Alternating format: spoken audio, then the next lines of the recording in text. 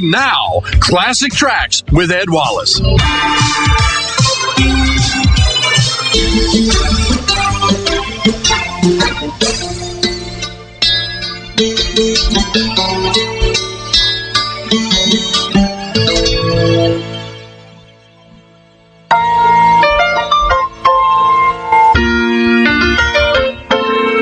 Making your way in the world today takes everything you've got. Taking a break from all your worries sure would help a lot. The question has come up many times. Is it possible to write one truly great song and make so much money as a songwriter you never have to work again? Actually, it is. When Gary Portnoy wrote the theme for the TV show Cheers, he had no idea it would last 10 years in its first run, and 40 years later, still huge in syndication.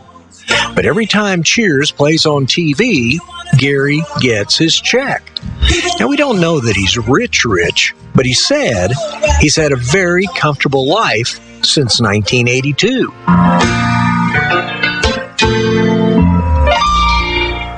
And here's how songwriters get paid. First, mechanical licenses, or any time a record, CD, tape, a download, and so on has your song on it, you get paid 9.1 cents or 1.75 cents for every minute of the song. That's why Hey Jude by the Beatles was 7 minutes long, and the Beatles' White Album had 30 tracks on it, because the Beatles made far more money writing songs than their record label was paying them for sales. I started singing bye, bye, Miss American Pie. Drove my Chevy to the levee, but the levee was dry. Them good old Likewise, Don McLean's American Pie was 8 minutes and 33 seconds. So he made 15 cents every time there was a mechanical pressing of his song. More on that in a moment. Next up are the performance rights. When you hear the start of a song on this show, the radio station pays for it. And if you hear songs performed publicly or on a PA system in a store, on anybody's radio station, or on a TV network, a songwriter gets paid also. Groups like ASCAP and BMI collect those monies. Typically, they put them right in the songwriter's bank accounts 4 times a year. Now today, the average hit song on the radio will earn the songwriter around $600,000 to $800,000 in royalties. But keep in mind, they're paying nothing for the group's record being played, just the song. There are synchronization rights, like if your song is used in an ad or a TV show or movie. But it's the owner of the master copyright that gets paid here. Typically, the record label owns that. Now, maybe a recording artist has a contract where they have some say in how much money they want to be paid for it, or how the money will be split between them and the label. Once a year, Paul McCartney and Yoko Ono look at all the offers to use a real Beatles song in a movie. They rarely give permission for that, and no word on how much they make or how much EMI keeps.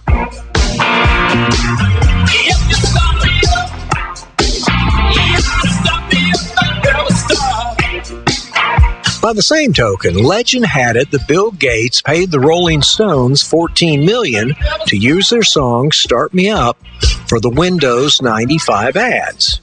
In reality, it was likely closer to $3 million, but the Stones probably got the lion's share of that.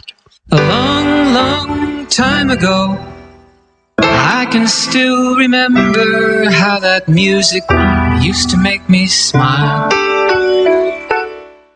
But let's go back to Don McLean and American Pie. It's played worldwide around 500 times a day even now. Plus, it still sells as a song. So McLean earns around $300,000 a year just as a songwriter of American Pie.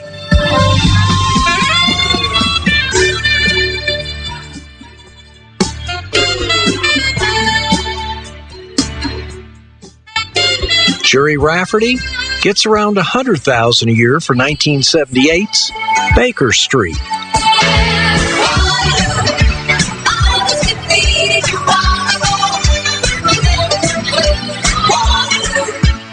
ABBA still earns millions every year. Pretty good, because they broke up nearly 40 years ago. And so here are the top 10 songs of all times in terms of making a songwriter rich. Number 10. Chestnuts roasting on an open fire. Jack Frost nipping at your nose. The Christmas Song. $19 million for songwriting. Pretty woman, walking down the street. Pretty woman, the kind I like. Pretty Woman. $19.7 million. Every breath you take, every move you make. Every Breath. $20.5 million. And Sting is still getting paid around $2,000 every day of the year. Santa Claus is coming to town. Santa Claus is coming to town, $25 million. Oh, my love, my darling, I've hungered for your touch. Unchained Melody, $27.5 million. Yesterday,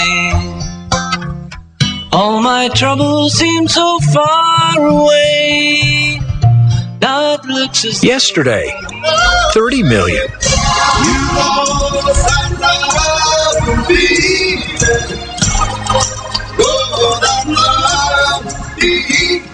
You've lost that love and feeling, $32 million. I'm dreaming of a white Christmas. White Christmas, $36 million.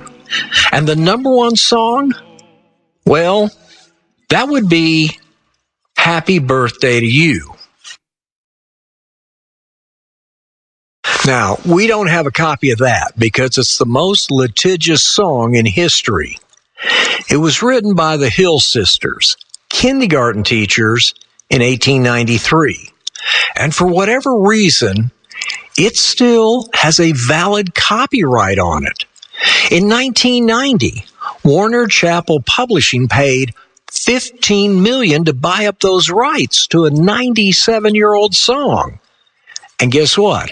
It still makes $2 million a year. And it's so expensive to use, most won't touch it. Now, that copyright finally expired in Europe 3 years ago, and it's going to expire here finally in 2030. But so far, Happy Birthday has earned $50 million since day one. It's just highly doubtful the Hill Sisters saw any of that. But a word of advice, don't sing it in public. They'll sue you on that one. Them good old boys were drinking whiskey and rye, singing this'll be the day that I die.